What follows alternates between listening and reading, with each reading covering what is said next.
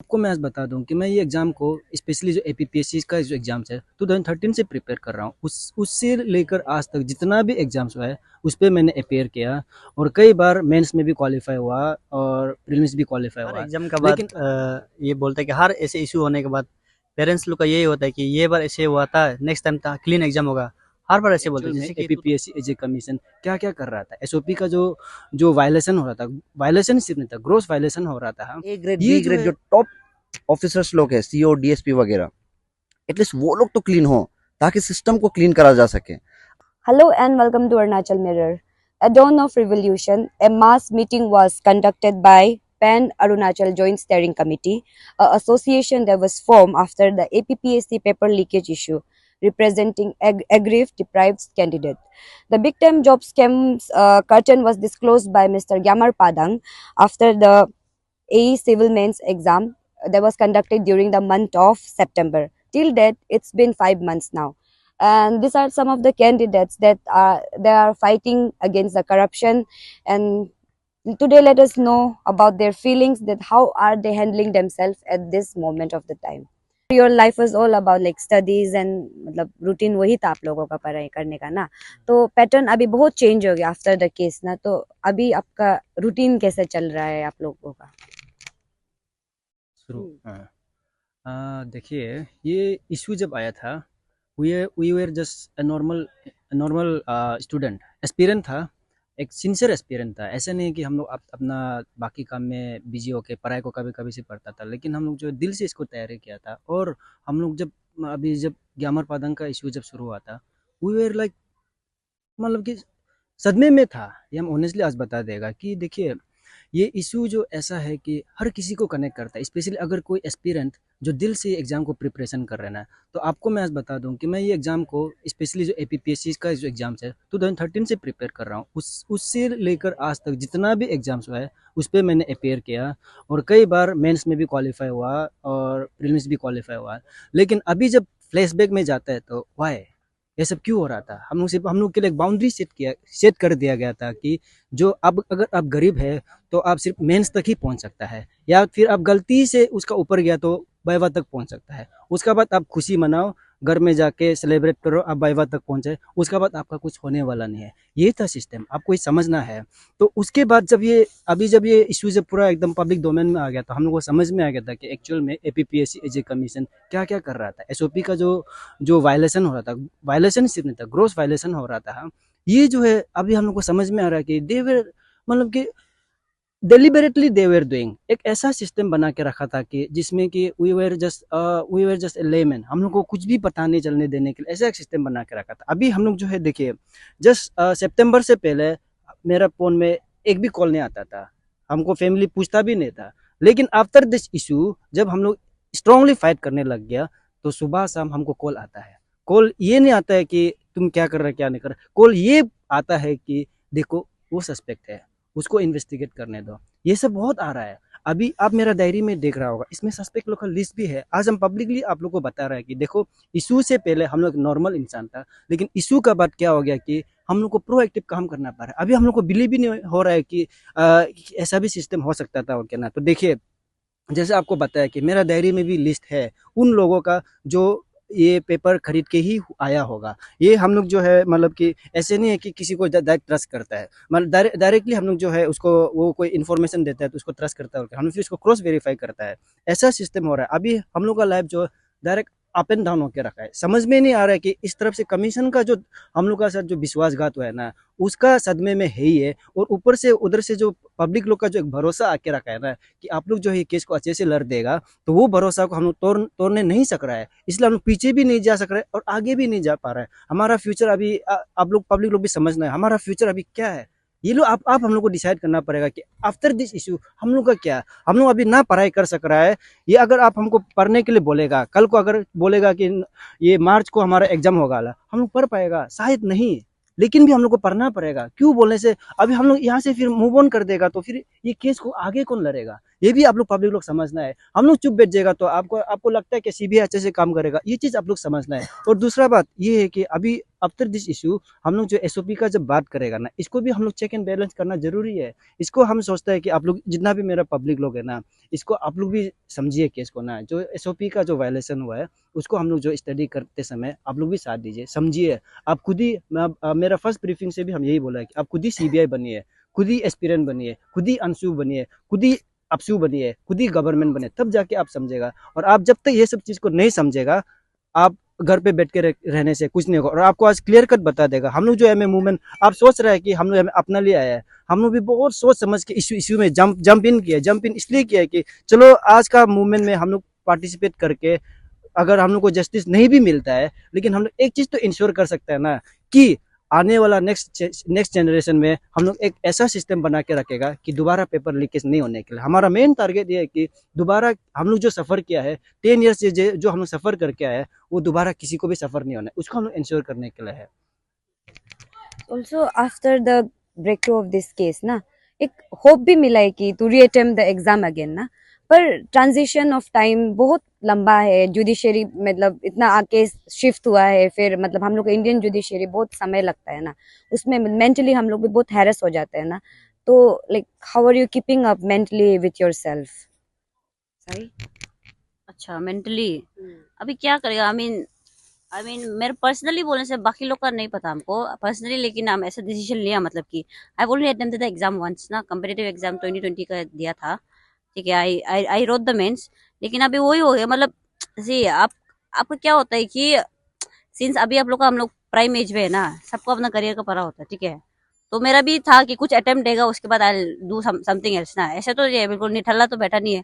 ऐसा नहीं है कि कुछ हो नहीं सकता जिंदगी में, कुछ ना कुछ तो कर ही लेगा ना।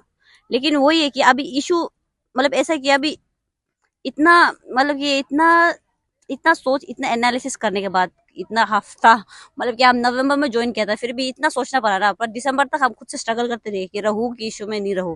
पर अभी वो है कि फाइनल एक बार ठान लेने से अभी बैकआउट नहीं कर सकता। वही हम सोचा कि गिव और टेक कुछ भी हो, 1 year I give to this movement. अगर उसमें नहीं हुआ तो देन खुद का तो सोचना पड़ेगा। अब अपना लिए बोल रहा है, बाकी का I am not saying for anybody else, हम सिर्फ अपना लिए बात कर रहे हैं। 1 year I give to this movement, जैसे भी होगा जगल कर लेगा। बाकी उसके बाद क्या होता है तो दैट इज मेरा हाथ में भी नहीं है ना। लेकिन अपना तो डेडिकेटेड एक साल ये मूवमेंट को देना है, वही है मेरा तो अभी। और भाई वो बाकी तो क्या बोले, अभी देखिएगा कैसे किस डायरेक्शन में जाना है मूवमेंट, जो कैसे जाएगा वही अभी डिपेंड करेगा उसी पे अभी। हाँ, ऑल्सो टॉकिंग अबाउट पेरेंट्स ना, पेरेंट्स लोग काफी प्रेशर करते हैं कि कभी कभी प्रोटेस्ट पे मत जाओ करता है, मतलब पढ़ाई करो, this is the prime time you have, ऐसे करके भी एक है ना। But you are taking up ये मतलब ये केस को आप लोग आगे लेके जा रहे हैं ना, फाइटिंग अगेंस्ट करप्शन ना। तो जो हुआ है, तो पेरेंट्स लोग का साथ में आप लोग का अभी रिलेशन कैसे है? इसका अच्छा, ये जैसे कि हर एग्जाम का बाद ये बोलते हैं कि हर ऐसे इशू होने के बाद पेरेंट्स लोग का यही होता है कि ये बार ऐसे हुआ था, नेक्स्ट टाइम था क्लीन एग्जाम होगा। हर बार ऐसे बोलते हैं। जैसे कि 2014 में भी ऐसे हुआ था। फिर आपका 2014 में ऐसे होने के बाद आदमी लोग बोला था कि 17 में अच्छा से होगा, और 17 में इतना प्रोटेस्ट हुआ, उसके बाद बोला कि उसमें भी अच्छा से होगा। आप तो सीरीज तो अभी फॉलो अप कर रहा होगा। इवन 17 में इतना प्रोटेस्ट करने के बाद भी चांदनी होटल में बैठ के लिखा है। उसके बाद चांदनी होटल में बैठ के लिखने, वहाँ में पास नहीं होने के बाद आपको फिर और आपको एक बार आंसर शीट मिला है, क्वेश्चन पेपर तो वही ऑलरेडी मिला हुआ था, वो लोग फिर दोबारा दिया है। इसलिए ये बात मतलब वो नहीं है कि एक तो पेरेंट्स का बोलना है कि ये ऐसे इशू होने के बाद नेक्स्ट एग्जाम अच्छा होगा, ये ऐसे नहीं होता है। और आप वो लोग पेरेंट्स लोग बोलते हैं कि जितना भी पैसा दे दो आप टॉपर को नहीं कर सकते बोलते हैं। ये तो एक मिथ हो गया ना। अभी आप जितना भी देखो, जितना भी टॉपर लोग है सब मतलब पेपर वो लोग खरीदने वाला लोग निकल रहा है। और अभी इस इशू को पेरेंट्स लोग अपना बच्चा को डिस्करेज करके मत जाओ बोलने का जगह में वो खुद लोग इन्वॉल्व होना चाहिए। और आप अगर बच्चा लोग को बोलता है कि अभी बहुत सारा पेरेंट्स लोग अपना बच्चा को बोलता है कि आप इस इशू में मत लागो, पढ़ाई करो बोलता है। अरे आप ऐसे बोलते हो तो आप खुद आगे आइए ना, खुद अपना टाइम दीजिए, फाइनेंशियल ये सब पेरेंट्स लोग एक ग्रुप बना के काम कीजिए, बच्चे को पढ़ने दीजिए। क्यों बच्चे को मतलब एक तो बच्चे लोग फ्रस्ट्रेट होकर रखा है कि हम लोग अगर ये करने से हम लोग और नहीं कर पाएगा। वो लोग दिल से जुड़ा हुआ है इस इशू को। जैसे हम लोग ऐसे है कि एग्जाम हम लोग दिल से मेहनत किया है, बहुत जी जान लगा के पढ़ाई किया है। और हम लोग को पता है कि हम लोग जिस पेपर में अभी हम लोग को सो कॉल फेल है बोल के हम लोग को अभी मार्कशीट दिखाया है, तो उसमें हम लोग को पता है उसमें तो हम लोग फेल हो ही नहीं सकता है। ग्रेजुएशन भी उसी पेपर में किया है ना, और ग्रेजुएशन भी उसी पेपर में किया और उसी पेपर में फेल है बोलने से तो हम तो जस्टिफाई नहीं होगा ना, दिल मानता नहीं है हम लोग का। और बाकी सब पेपर में पास है बोलते हैं। इसलिए हम लोग पेरेंट्स से भी रिक्वेस्ट करता है कि आप ये वाला बात छोड़ दीजिए कि जो टॉपर को नहीं कर सकता, ये वाला बात को आप पहले से छोड़ दीजिए। ये तो आपने भी देख लिया, सब टॉपर है वो लोग सब चोर निकला। इसके बाद जो अपना बच्चा को पार्टिसिपेट मत करो बोलेगा तो आप पेरेंट्स लोग आप लोग सब गलत है इसमें। अगर अभी ये लोग नहीं करेगा तो जैसे 2017 में वो लोग आदमी लोग पार्टिसिपेट कर विक्टिम बना है, और ऐसे डिवाइड एंड रूल में आप लोग भी मतलब कहीं ना कहीं से आप लोग भी हिस्सा बन रहा है। इसलिए हम पेरेंट्स लोग को बोलता है कि आपका बच्चा को भी आगे आने दीजिए, आप लोग भी आगे आइए। अगर ये एक बार रिजॉल्व होगा तो ये फ्यूचर में नहीं होगा। अगर हम लोग उसको ऐसे टाल देगा तो ये मान मान के चलिए कि नेक्स्ट टाइम फ्यूचर में जरूर ये रिपीट होगा, हिस्ट्री बार बार रिपीट होगा। इतना ही कहना है। और if you see the current scenario ना, आप लोग भी कभी ऐसा समय था कि कंफर्ट जोन में रह के पढ़ रहा था ना, but still there are some individuals जो अभी भी अपना कंफर्ट जोन से है, निकला नहीं है अभी तक, they have not step up एक बार भी ना, एक बार भी केस के लिए ना। बट राइट नाउ आप लोग तो सबका मतलब लेके कर रहे हैं ना, तो ऐसे इंडिविजुअल्स के लिए आप लोग क्या मैसेज पास ऑन करना चाहेगा? अच्छा, तो हम ये इंडिविजुअल के बारे में थोड़ा बोलना चाहेगा ना, रिगार्डिंग जो अभी फियस्को चल रहा है। इसमें क्या है कि हम लोग कभी ऐसा सोच के नहीं आया था कि आज के दिन में हम लोग यहाँ वॉलंटियर बनेगा, अपना टाइम स्पेंड करेगा, ये फियस्को को फाइट करेगा ना। बट सर्टेन जैसे मेरा दोस्त ने भी बता दिया कि ये एक सीक्वेंस वाइज में होके आया हुआ है। इससे पता चलता है कि ये हमेशा हो रहा है, मतलब ये जितना भी एग्ज़ाम हुआ है सब में हुआ है ना। तो इंडिविजुअल को जो अभी जो प्रेजेंस में एस्पायरेंट है या फिर जो भी अभी मतलब क्रॉस करने जा रहे हैं कॉलेजियंस, ठीक है, तो उसमें क्या होता है कि अभी कॉलेजियन पास होने के बाद भी वो लोग सोचेगा कि हम लोग का टारगेट क्या है। सबसे बड़ा एक एग्ज़ाम्स जो है अपना ये एपीपीएससी का जो ए ग्रेड बी ग्रेड का कराता है, तो उसको देने के लिए वो लोग क्या करेगा, प्रिपरेशन करने के लिए करेगा। उसके लिए क्या करेगा, कोचिंग जाएगा। तो हमको ये समझ नहीं आता कि आप ट्रस्ट किस पे कर रहे हैं, आप पढ़ के फ़ायदा क्या है जब आपका लिमिट सेट करके कर दिया गया है। आप अगर मान लीजिए कि आपके पास पैसा नहीं है, even though you are talented, आपका कोई वो डोर का बाहर आप जा ही नहीं सकते हैं ना, तो आप पढ़ के क्या फ़ायदा है। तो मेरा मेरा बोलने का ये एक मेन मुद्दा होगा कि आप पढ़ो, हमको कोई इशू नहीं है, आप जितना टाइम पढ़ना है पढ़ो। बट एटलीस्ट जो हम लोग का ये मुद्दा जो अभी चल रहा है प्रेजेंटली, जो फियास्को चल रहा है, हम लोग यहाँ में अपना ज्वाइंट स्टीयरिंग कमेटी का तरफ से पूरा जी जान लगा के एवरी मीटिंग, एवरी गवर्नमेंट का जो भी मीटिंग है उसको मतलब इतना सिंसियरली कर रहे हैं ना। पर आप वहाँ में कंफर्ट जोन में बैठ के आराम से कि ये नहीं होगा, जेन्युइन कैंडिडेट का क्या होगा, प्लीज़ ऐसा सवाल मत करिए, ठीक है। हम लोग को भी पता है कि हो सकता है वहाँ जेन्युइन होगा, बट आप वहाँ बैठ के मुद्दा को सपोर्ट नहीं करने का अगेंस्ट में आप हम लोग को बोल रहे हैं कि जेन्युइन का क्या होगा। आप हम लोग का बारे सोच के देखो ना पहले, हम लोग यहाँ क्यों फाइट कर रहे हैं? क्या हम लोग किसी से क्या दुश्मनी है क्या? नहीं ना। हम लोग क्या जेलसी है क्या किसी से? नहीं ना। इवन मेरा बेस्ट फ्रेंड्स लोग भी है, बट हम उससे जेलस नहीं है ना। मुद्दा को हम लोग सब चाहते हैं कि एटलीस्ट जो हमारा ए ग्रेड बी ग्रेड जो टॉप ऑफिसर्स लोग है, सीओ डीएसपी वगैरह, एटलीस्ट वो लोग तो क्लीन हो, ताकि सिस्टम को क्लीन करा जा सके। अगर वही क्लीन नहीं होगा तो बाकी कैसे सिस्टम क्लीन होगा? तो हम वो एस्पायरेंट वो इंडिविजुअल्स को बोलेगा आप लोग कोचिंग क्लास जाओ, दैट्स नॉट इशू, बट आप मुद्दा को सपोर्ट करो। आपका पास टाइम है तो डोनेशन ड्राइव हम लोग जब कंडक्ट कराते हैं, आप फिजिकली वहाँ पे अटेंड करो ना, हम लोग को सपोर्ट करो। आप वहाँ बैठ के इतना कलेक्शन हुआ है, ये पैसा, ये इतना पैसा का कहाँ खर्चा हो रहा है, ये हो रहा है, वो चीज़ को आप इशू मत बनाइए ना। हम लोग पैसा को इतना अच्छा से मतलब यूटिलाइज कर रहे हैं। आप अगर जानना चाहते हैं तो हम लोग का मीटिंग में आइए, आप जुड़िए ना हमारे जेएससी के मेंबर के साथ, आपको सब कुछ पता चलेगा। बट एटलीस्ट आप घर में बैठ के कंफर्ट जोन में वो फैन के नीचे बैठ के टाइपिंग करके बोल देगा ये तो नहीं होगा, ये डिमोटिवेट मत करिए प्लीज़ ना। तो हम क्या करें, क्या बोलेगा कि आप लोग पढ़ो, बट जो मुद्दा है आपको पता है कि ये सही है ना, तो आपका फ्यूचर के लिए है कि नहीं। आपका फ्यूचर का नहीं सही, लेकिन आपका आने वाला भाई बहन के लिए तो है ना।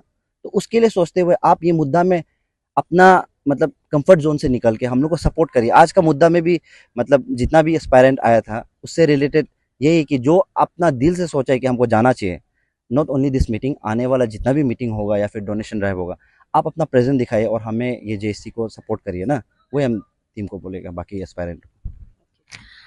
My last question would be like, ये पहली बार नहीं है स्टेट में जो पेपर लीकेज इशू हुआ, बहुत बार हुआ है। इससे पहले 2017 एंड इट वाज 2014 ना, बट एवरी टाइम एक केस क्लोज हो जाता है, एक फेथ का साथ आप लोग आते हैं कि इस बार पेपर अच्छा से लिखेगा। और बट लीकेज हो जाता है, कुछ ना कुछ हो जाते हैं ना, और मूवमेंट भी होता है, बट सबोटाज बहुत बार हुआ है ना अमंग्स योरसेल्फ और समटाइम्स आउटसाइड प्रेशर का वजह से भी ना। तो इस बार आप लोग इतना बड़ा फॉर्म के रैली बनाया है, पैन जॉइंट स्टीयरिंग कमिटी है, कितना फेथ है आप लोग एक दूसरे के ऊपर में कि you are drive out the corruption this time from the system? How much faith do you have among yourself? देखिए, जैसे आपने बोला है कि ये कमीशन जो पहले से प्रॉब्लम है, आपको मैं बता दूं कि ये जो है कमीशन का इस्टेब्लिश हुआ था 1988 में। तो आफ्टर 89 में इसका फर्स्ट एडवर्टाइजमेंट हुआ था फॉर अराउंड 25 पोस्ट।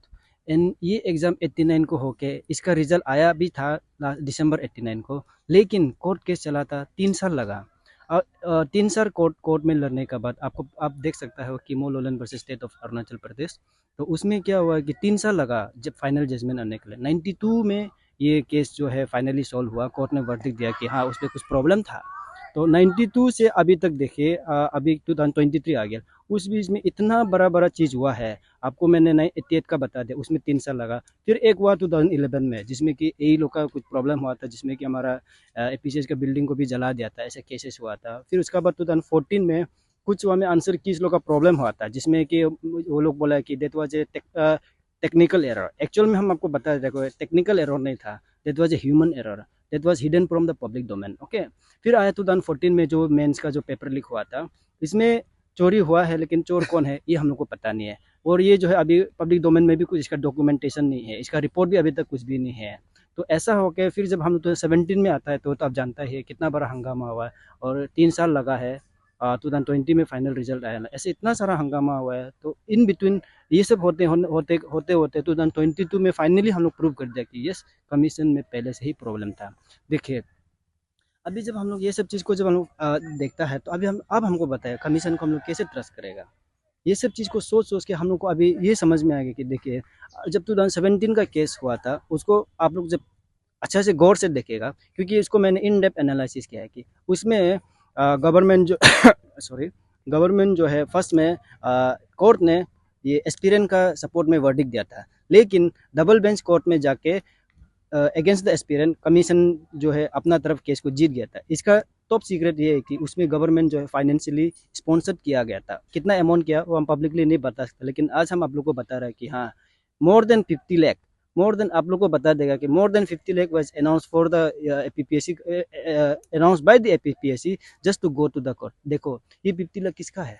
ये पब्लिक का पैसा है, या में कैसे वो लोग स्पेंड कर सकता है? जस्ट टू हम लोग का जो एस्पिरेंट है उसको हराने के लिए 50 लाख स्पॉन्सर किया गया है। अभी वो तो जस्ट एक एनामोलिस के लिए था।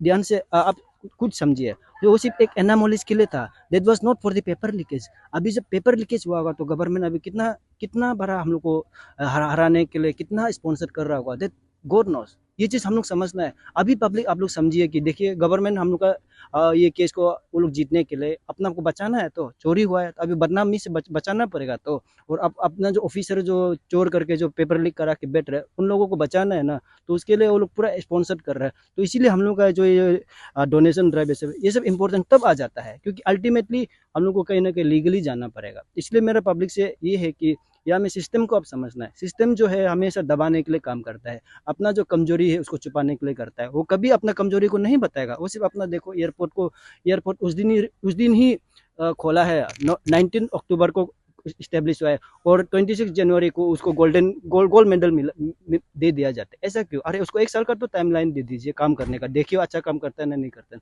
अब उतना में उसको गोल्ड मेडल दे देते हैं, अपना अच्छा काम करो।